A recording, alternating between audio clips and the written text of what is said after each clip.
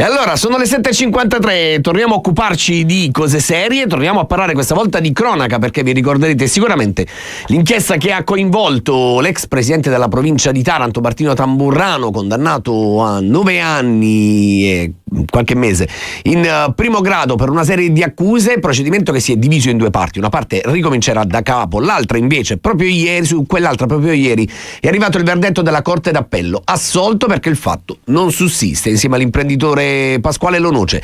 Ne parliamo questa mattina con l'avvocato Carlo Raffo, che ha difeso insieme al collega Giuseppe Modesti l'ex politico di Forza Italia. Buongiorno avvocato. Buongiorno a voi. Allora avvocato, una sentenza che sostanzialmente certifica, per spiegarlo anche a chi ci sta ascoltando e guardando, che Tamburrano è innocente rispetto all'accusa di corruzione e turbativa d'asta per quanto riguarda due vicende sostanzialmente. La prima è l'ipotesi che Pasquale Lonoce abbia pagato 250.000 euro per la campagna elettorale della moglie di Tamburrano, l'altra riguardo all'affidamento, diciamo, irregolare di appalti della provincia e lavori, un aiuto, ecco, per ottenere dei lavori dal comune di Sava. Mi corregga se sbaglio.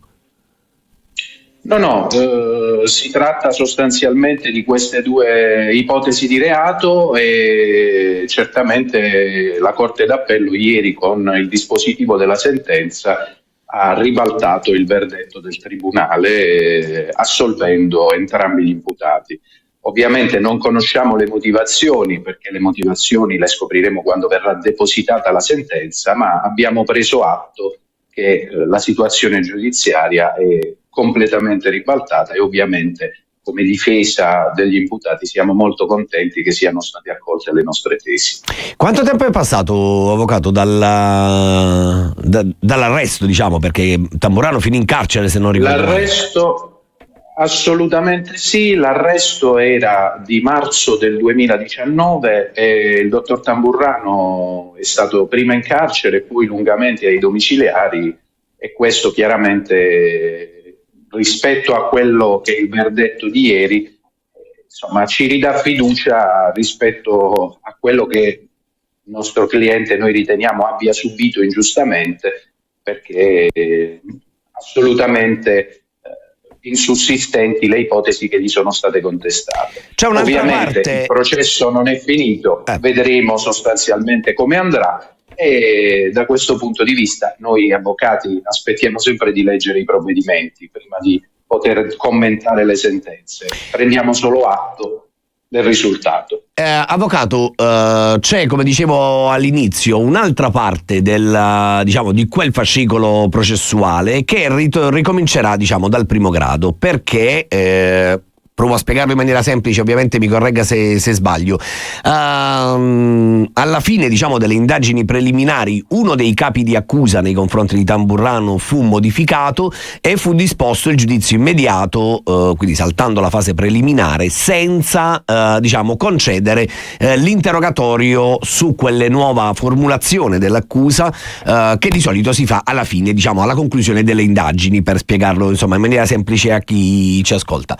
Avete presentato questa richiesta di nullità in primo grado e non è stata accolta, l'avete ripresentata in appello, la Corte d'Appello vi ha dato ragione, quindi quel processo ricomincerà dal primo grado sostanzialmente. Questa decisione di ieri quanto in qualche modo o se influisce sul processo che ricomincerà? E riguarda, lo dico per chi ci ascolta, la questione grossa, cioè le famose mazzette per l'ampliamento della discarica alla Torre Caprarica, altrimenti non riuscivo a chiarire tutto. Ho detto bene, avvocato?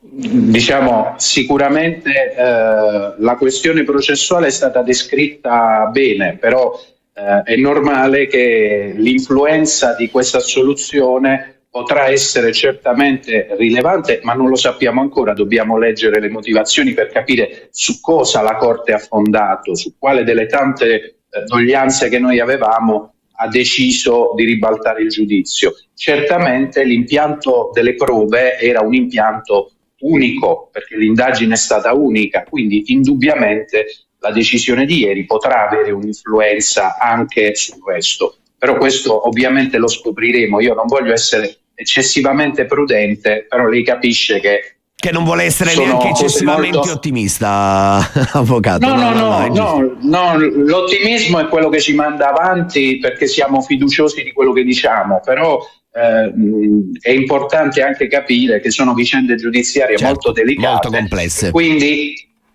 consideri che insomma la privazione della libertà per il mio assistito per oltre un anno è una di quelle cose che ci fanno capire che insomma le questioni giudiziarie incidono molto pesantemente sulla vita di ogni cittadino, e in questo caso l'assoluzione per questa grossa parte del giudizio ovviamente ci descrive una situazione, una realtà un po' diversa da quella che conoscevamo fino a ieri. Un'ultima cosa le chiedo, avvocato, ha sentito il suo cliente, quali sono state le prime cose che lei ha detto?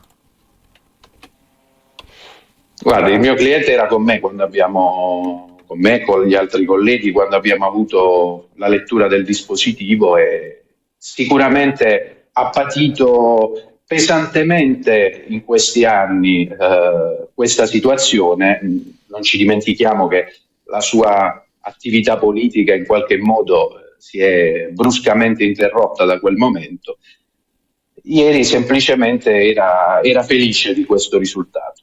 E allora continueremo naturalmente a raccontare il seguito di questa vicenda. Intanto grazie davvero all'avvocato Carlo Raffo per essere stato con noi questa mattina. Buona giornata e buon lavoro, avvocato. Buona giornata.